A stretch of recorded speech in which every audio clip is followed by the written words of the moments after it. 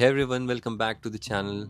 Today I'm going to show you how to play the New York Times connection game. This puzzle game is all about making connections between words and it's a lot of fun but can be quite challenging sometimes. So let's dive in. First, let's open the New York Times connection game. You can find it on the New York Times website under the games section. If you don't have an account, you might need to sign up or subscribe to access it.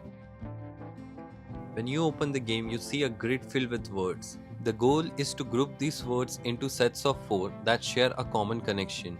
In hard mode, the connections are more subtle and the words might seem less obvious related. Start by looking for obvious connections. For example, group colors together or types of fruits. Look for less direct connection, like words that might be a part of common phrase or theme.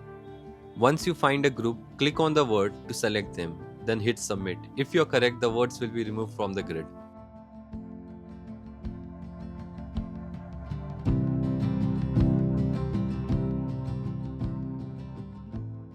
If you are stuck, don't hesitate to use a hint. In hard mode, hints can be lifesaver.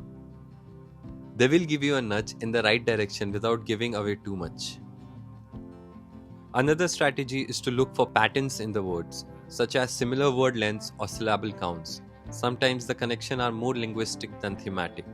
Keep working throughout the words using hints and strategies as needed. It can take some time, but with practice you will get better at spotting those tricky connections. Once all groups are formed, you have completed the puzzle.